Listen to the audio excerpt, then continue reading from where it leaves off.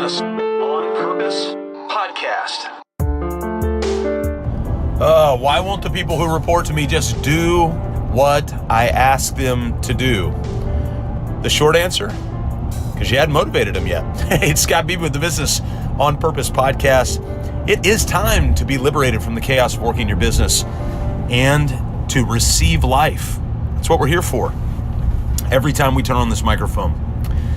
Sat down with a key leader just this morning in a conference room. So what I'm about to share with you is fresh baked out of the oven, ready to rock and roll straight from the trenches, as are most of the podcast episodes that we have the privilege of being able to do. If you're a key leader or an owner in a small business, which most of you are, that's why you're listening to this podcast, then you have people who are working with you. They might be virtual assistants, they might be full-time W-2s, you might have 2, you might have 20, you might have 30 people that are working with you that are reporting to you, that have something somehow connected their work with your work within the context of your business.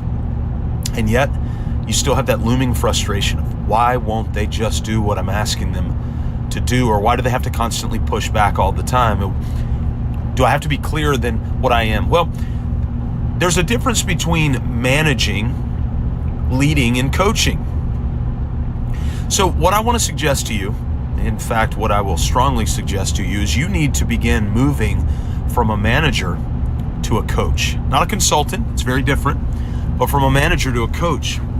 And hopefully your mind is asking the question right now, well, what is a coach? I mean, I understand what a football coach is, or a badminton coach, maybe even a chess coach or a reading coach, but what is a coach and how does that apply to me?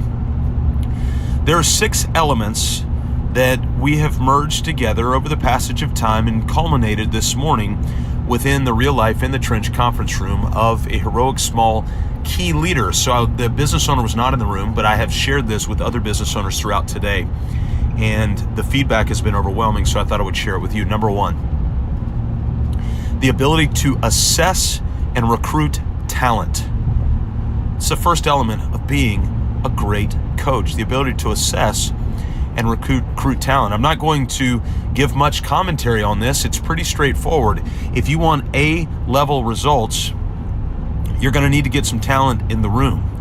And so if you want an A-class bookkeeper, then don't go search for a pilot. Go search for somebody who's got skill set in that particular area, unless the pilot has those skill sets. So you got to spend time on assessment and recruitment. Second element, this is a biggie. mybusinessonpurpose.com/vision.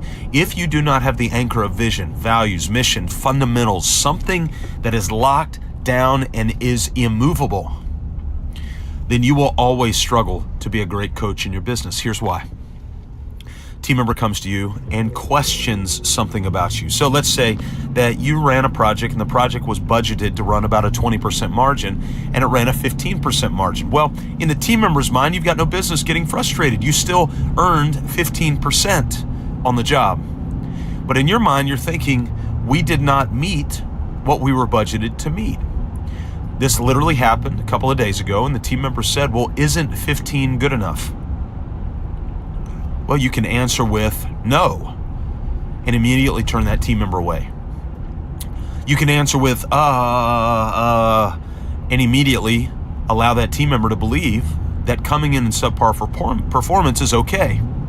Or what you can do is lock in on your core values and say, hey, one of our core values is, let's just say one of ours is full implementation. And so when we set a target, we are going after that target because it is a core value in our business. Now, all of a sudden, that team member cannot argue with that core value.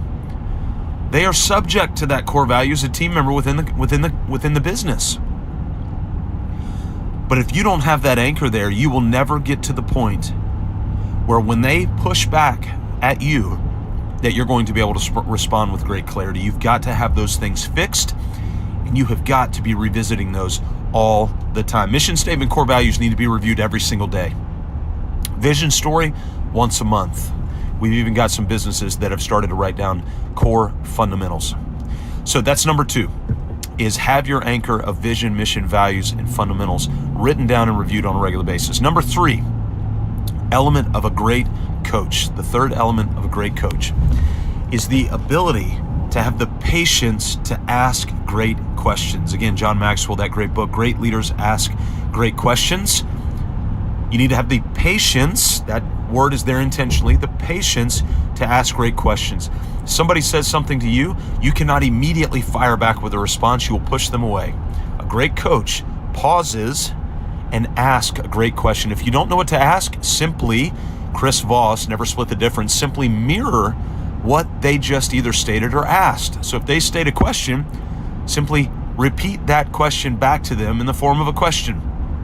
That's a great way to mirror. So we're 3 steps into this. I realize the time on our podcast is getting long, so I'm going to shut this one down, and I'll come back in another episode and wrap up with the final 3 elements that you need to be a great coach. Number 1, assess and recruit great talent. Number 2, the anchors of vision, mission, values, reviewed all the time. Number 3, the patience to ask great questions. Once you do that, then you're on your way to becoming a great coach. mybusinessonpurpose.com/vision to begin to write down the anchor of that vision. We'll see you next time for the second part of this Business on Purpose podcast, how to become a great coach in your business.